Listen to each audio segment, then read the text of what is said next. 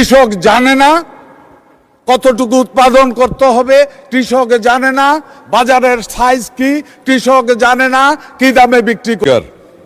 আবারও ধন্যবাদ জানাচ্ছি মাননীয় সংসদ সদস্যকে। একটা জিনিস মাননীয় স্পিকার খুব ভালো লাগছে, এই সংসদে সত্যিকারে গণতন্ত্র মজা পাইতেছি। দেশে ৭৫% মানুষ কৃষির সাথে নির্ভর। এখানে যত সংসদ সদস্য আছেন যারা ভোট দিয়ে জনগণ নির্বাচিত করেছে, এর ভিতরে ৭৫% মানুষ কৃষির সাথে জড়িত। সুতরাং সংসদ সদস্যরা বাধ্য কৃষকের নিয়ে কথা বলার জন্য। এটাই গণতন্ত্রের মজা, এটাই জনগণের ভোটে নির্বাচিত এমপিদের মজা, এটাই সম্মান। মাননীয় স্পিকার একেবারে সঠিক কথা বলেছেন, উনি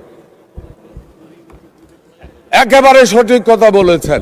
কৃষক জানে না কতটুকু উৎপাদন করতে হবে, কৃষক জানে না বাজারের সাইজ কি, কৃষক জানে না কি দামে বিক্রি করতে পারবে।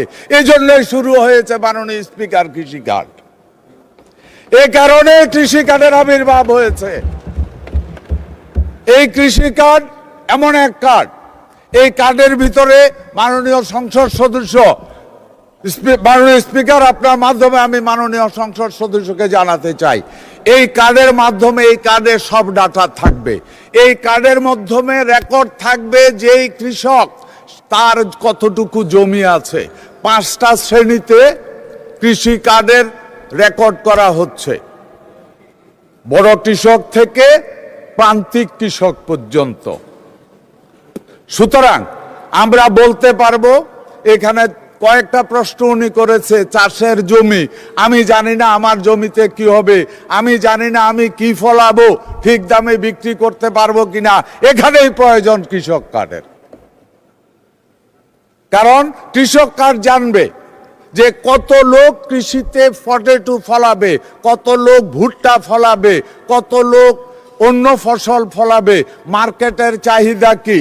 ওই অনুযায়ী কার্ড অনুযায়ী এক সময় এসে এই কৃষকের বলবে আপনার জমি এতটুকু। প্রত্যেকটা ব্লক ওয়াইজ আমাদের কৃষি অফিসার আছে, ওই কৃষি অফিসার বলবে আপনি তো ভুট্টা ফলাবেন, এতটুকু ফলান। সারা বাংলাদেশে ভুট্টার চাহিদা এত লক্ষ হেক্টর চাষ হয়ে গেছে, আর আপনার এর জন্য এত হেক্টর বাকি আছে, এটা আপনি উৎপাদন করলে। মাননীয় মন্ত্রী সংক্ষিপ্ত করুন, অনেক বড় হয়ে যাচ্ছে। মাননীয় স্পিকার ৭৫%